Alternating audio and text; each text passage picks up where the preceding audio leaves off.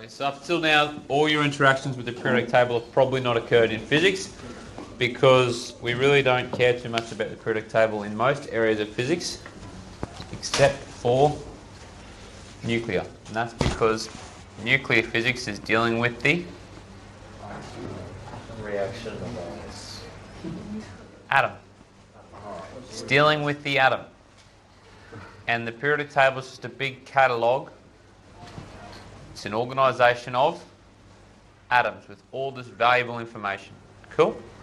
So when we zoom into the periodic table, we see a box that looks like this. So I've just taken that straight out of the periodic table, and you'd know from your studies earlier that some of those numbers have values.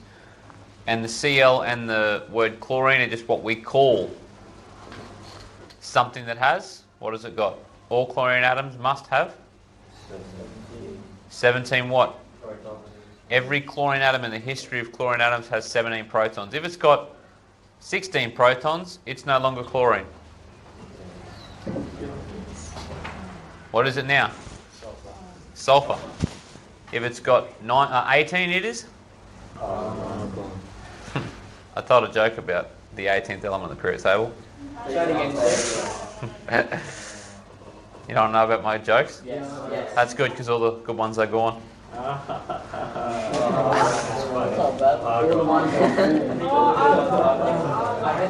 be here all week. What was that, Aaron? Oh, good. That was about the market physics. All right. So I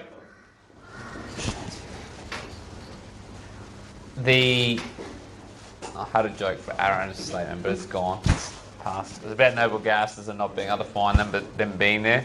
You just didn't understand it. But don't worry, that moment's passed. So we can get a heap of information about our element there.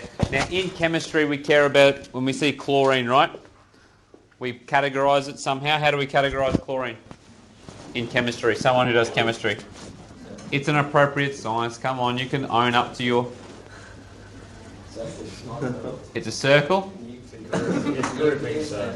Oh, you got these. Well, we know that's not actually how it looks, but we care that it's a halogen.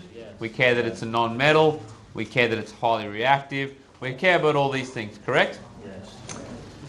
In physics, we don't care quite as much about that. We care more about the mass and the subatomic structure, or the makeup. Okay, and one of the key things that we care about is the number of protons and the number of neutrons that we find in the average chlorine atom.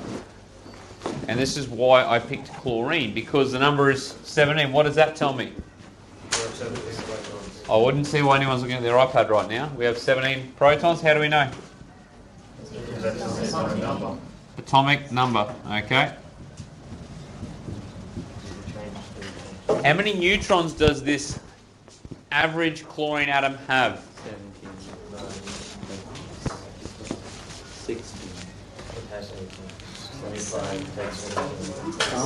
35.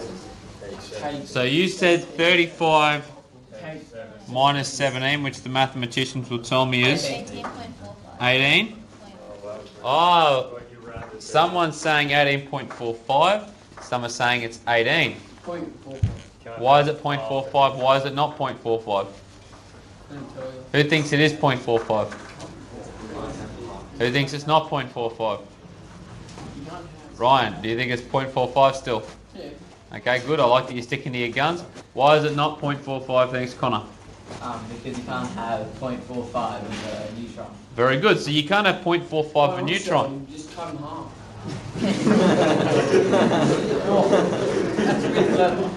Okay. So the word atomos means, what's a good point? The word atomos means?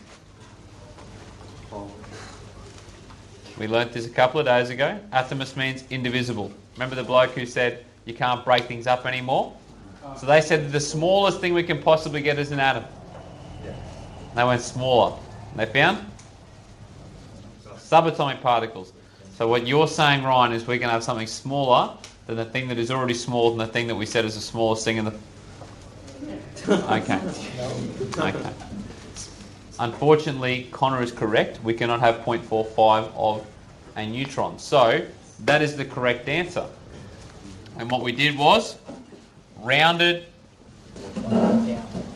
mass minus atomic number.